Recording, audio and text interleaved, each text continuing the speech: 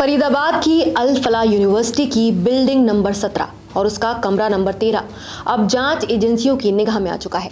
यही वो जगह बताई जा रही है जहां से दिल्ली के लाल किला पर हुए आतंकी हमले की पूरी कहानी लिखी गई। एटीएस की पूछताछ जैसे जैसे आगे बढ़ रही है वैसे वैसे इस साजिश के नए राज खुलते जा रहे हैं। डॉक्टर शाहीन अंसारी वही नाम जो इस कहानी के केंद्र में है।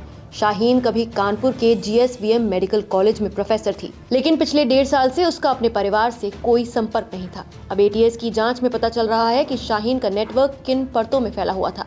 पूरा मामला तब सामने आया जब शाहीन फरीदाबाद से विस्फोटक सामग्री के साथ पकड़ी गई। पहले तो उसने चुप्पी साध ली, लेकिन एटीएस और खुफिया एजेंसियों की पूछताछ में कई परतें खुलने लगी। शाहीन के एक्स हस्बैंड डॉक्टर हयात जफर ने भी मीडिया से बातचीत की। सुनिए। आ जाना चाह रही थी, मेरा मतलब नहीं था। हम दोनों लोग शादीशुदा थे और आराम से रह रहे थे। अच्छी बेहतरीन सर्विस थी, 2 बच्चे भी थे, कोई प्रॉब्लम किसी तरह की थी ही नहीं। अब वो अपनी तरफ से अपने साइड हो सकता है कुछ उनके दिल में रहा हो, वो चली गई होंगी, मुझे तो कुछ पता नहीं इसके बारे में। क्या आपको मालूम था कि उनकी संबंध आतंकियों से है? आप जानकारी थी कि उनका संबंध कुछ आतंकियों से ना, ऐसा कुछ नहीं था। और कितने साल आपकी शादी को हो गए थे उनके साथ? 9 साल। 9 साल 2 साल हो गए। 9 साल 9 ईयर्स। 9 साल से।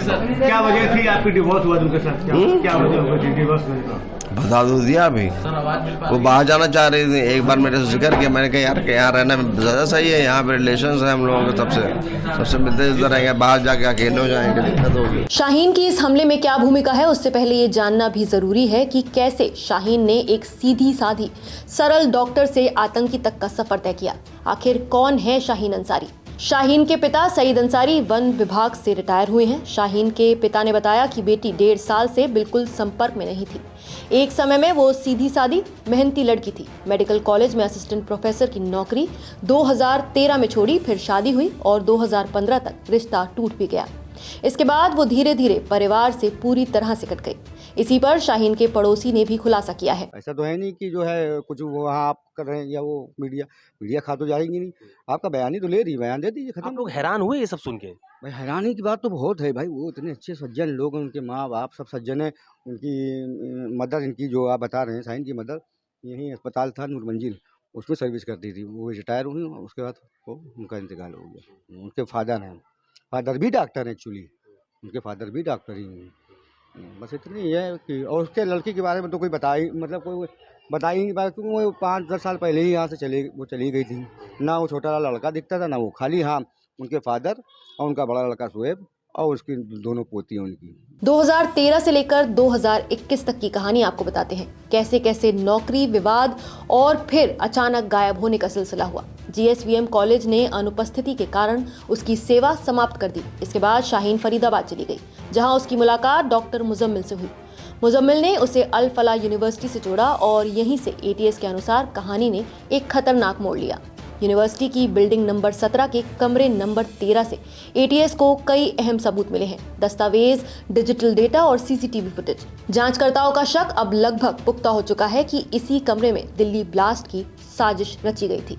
शाहीन की गिरफ्तारी के बाद एटीएस ने उसके भाई परवेज अंसारी पर भी नजर रखी।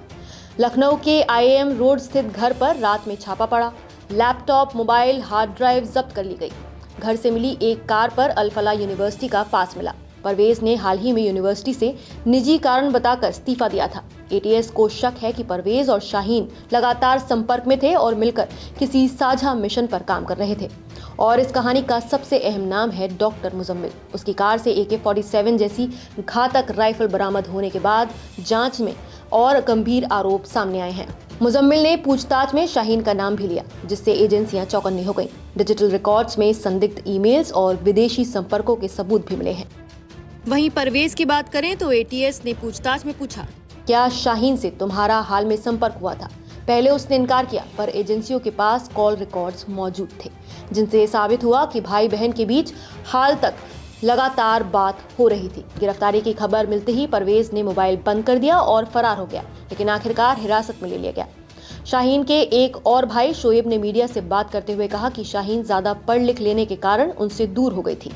साथ ही उस शोएब ने अपने भाई परवेज और बहन के व्यवहार के बारे में भी बताया। सुनिए। वजह क्या रही कि वो ज्यादा पढ़ लिख गए थे तो वो चले गए यहाँ से। अब हम जो मतलब इस लेवल तक नहीं पहुँच पाए तो हम वहीं रह गए। आज तक ना हम घर गए उनके, ना जो है। दोनों का व्यवहार कैसा था, किस तरीके से जो है सुलझा व्यवहार था, हम तीनों का व्यवहार सुलझा था, दोनों का नहीं कहिए, तीनों का व्यवहार सुलझा हुआ था, लेकिन कोई किसी वजह से जो नहीं जा पाए। एक और रहस्य तब सामने आया जब शाहीन के पास से बरामद कार का रजिस्ट्रेशन लखनऊ का था, लेकिन नंबर प्लेट सहारनपुर की लगी हुई थी। उसी दौरान परवेज सहारनपुर के चौक इलाके में एक निजी क्लिनिक चला रहा था। यही वो समय था जब शाहीन के विदेश जाने की चर्चा परिवार में थी, लेकिन असल में वो कहां गायब थी कोई नहीं जानता था। शाहीन की गिरफ्तारी के बाद पिता सईद अंसारी सदमे में हैं। उनका कहना है कि हमें ये खबर पुलिस से मिली, यकीन नहीं होता कि वो शाहीन जिसने हमेशा इंसानियत की सेवा का सपना देखा था अब किसी गलत रास्ते पर जा सकती है। एटीएस अब जम्मू कश्मीर पुलिस के साथ मिलकर ये पता लगाने में जुटी है कि क्या शाहीन, परवेज और मुजम्मिल किसी बड़े संगठन से जुड़े थे या ये किसी स्थानीय नेटवर्क की ही साजिश है। कई मोबाइल नंबरों की ट्रैकिंग जारी है और हर दिन नए एंगल सामने आ रहे हैं। तो क्या बिल्डिंग नंबर 17 का कमरा नंबर 13 सिर्फ एक कमरा था या वहीं से लिखी गई थी बड़ी साजिश की पटकथा? एटीएस की जांच अब इस सवाल के जवाब की ओर बढ़ रही है। इस जांच का क्या अंजाम होगा ये देखना अभी बाकी है। फिलहाल आप इस आतंकी साजिश पर क्या कहना चाहेंगे, हमें कमेंट करके अपनी राय जरूर बताएं। नमस्कार, मैं हूं मानक गुप्ता। अगर आपको हमारा ये वीडियो पसंद आया हो तो इसे लाइक और शेयर जरूर करें, और हाँ, हमें सब्सक्राइब और फॉलो करना ना भूलें ताकि आप देश और दुनिया की कोई खबर मिस ना करें।